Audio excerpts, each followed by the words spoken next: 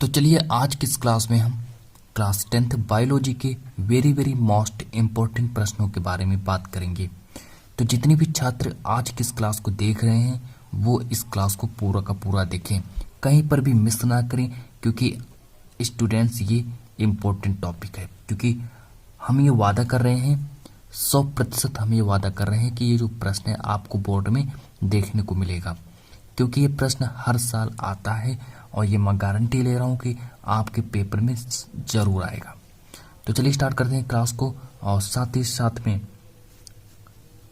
तो मेरा पहला प्रश्न क्या है कि जनसंख्या जो विस्फोट है, आप लोग समझ रहे हैं कि जो यहाँ पर कितनी तेजी से जनसंख्या बढ़ रही है और हमें उसके बारे में कुछ बताना है।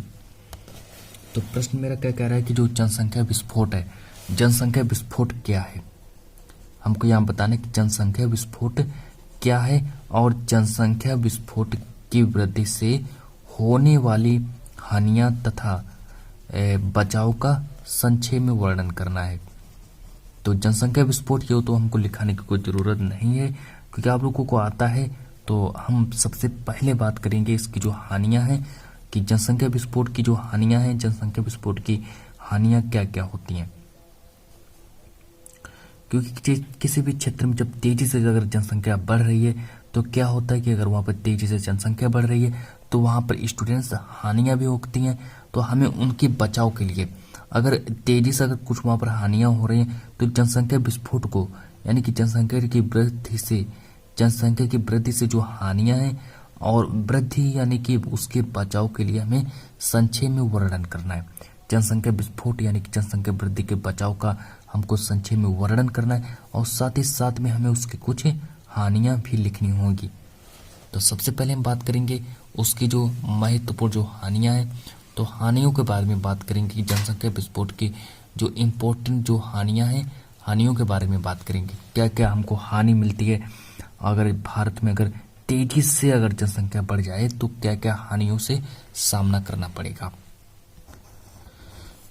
तो चलिए स्टार्ट करते हैं क्लास को। और इम्पोर्टेंट जो इसकी हानियां हैं, जैसे कि अपर्याप्त भोजन। अब देखा होगा कई ऐसे घर हैं जहाँ पर कई समस्याएं हैं। अपर्याप्त भोजन अगर तेजी से अगर जनसंख्या अगर बढ़ जाती है तो वहाँ पर क्या होता है कि भोजन जितने भी बच्चे हैं उनको समय पर भोजन नहीं मिल पाता है। साथ ही साथ में वो कुपोषण हो जाता है उनको, और आदि के कारण क्या होते हैं, बच्चों की मृत्यु हो जाती है। मृत्यु दर बढ़ना, अब मृत्यु दर बढ़ना या फिर मृत्यु हो जाती एक ही बात है। साथ ही साथ में दुर्बल संतति उत्पन्न होना। जिस तरीके से आप लोग समझ रहे हैं कि जितनी तेजी से अगर जनसंख्या अगर बढ़ती जाएगी तो वहाँ पर क्या होगा कि अगर देखिए जनसंख्या अगर बढ़ रही है तो वहाँ पर जो खान पान का जो सृजन है, जो भोजन है, वो घटता चला जाएगा। यानी कि उनको सही समय पर भोजन नहीं मिल पाएगा। अब वो अनेक रोगों से पीड़ित रहेंगे और उनकी मृत्यु हो जाएगी। तो दुर्बल संतति उत्पन्न होना, इसलिए समझिए प्रश्न को, प्रश्न क्या कह रहा है।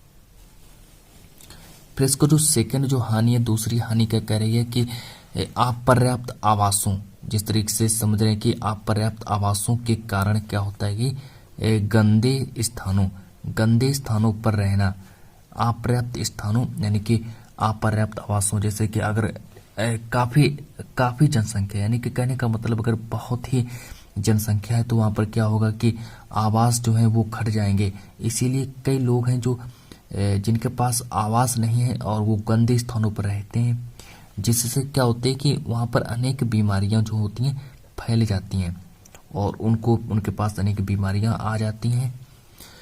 फिर यहाँ पर जो नेक्स्ट जो तीसरा कारण है, और तीसरे कारण की ओर बढ़ते हैं कि अपर्याप्त वस्त्रों। जिस तरीके से अगर तेजी से अगर जनसंख्या बढ़ रही है तो वहाँ पर जो वस्त्र हैं, जो वस्त्रों की जो संख्या है वो घटने लगेगी।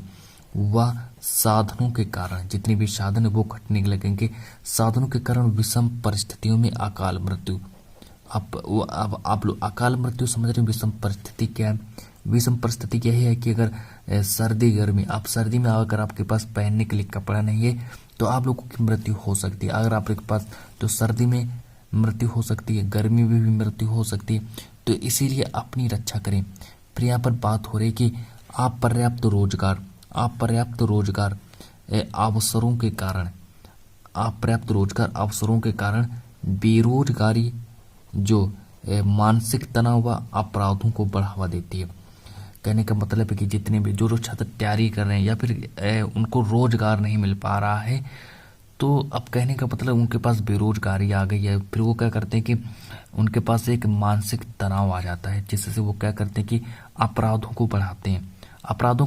तो इससे क्या होता है कि भी जनसंख्या पर बेहद असर पड़ता है इसका। तो यहाँ पर पहले तो इसकी हमने हानियों के बारे में बात की, तो अब चलिए इनके बचाव के लिए किन किन उपायों का हमें यहाँ पर वर्णन करना चाहिए कि अब इनको हमें किस तरीके से रोकना है, अब उनके बारे में हमको यहाँ पर डिस्कस करना पड़ेगा। जिसमें हमने बात किया कि अपर्याप्त भोजन, ये हमने उसकी हानियां, जनसंख्या विस्फोट की हानियां देखिए क्या क्या है कि अपर्याप्त भोजन, कुपोषण आदि के कारण बच्चों की मृत्यु दर बढ़ना तथा दुर्बल संतति उत्पन्न होना। फिर सेकंड हमने बात की यहाँ पर, तो दूसरी हानि है कि अपर्याप्त आवासों के कारण गंदे स्थानों पर रहना, जिससे अनेक बीमारियां फैलती हैं। अगर गंदे स्थानों पर अगर रहते हैं तो आपको वहां पर बीमारियां फैलने की संभावना है। फिर क्या होगा कि अगर जनसंख्या काफी है तो वहां पर आवासों की कमी भी होगी, और जनसंख्या अगर काफी है तो क्या होगा कि जो वस्तुओं की जो संख्या है, वस्तुओं की संख्या घटेगी, जिससे आपकी मृत्यु हो जाएगी। गर्मी में अगर आपको स्वेटर नहीं मिलेगा, जैकेट नहीं मिलेगी, तो आप ऐसे ही रहेंगे। जब आपके पास कपड़े नहीं तो आप लोग सर्दी में आपकी अकाल मृत्यु हो सकती है।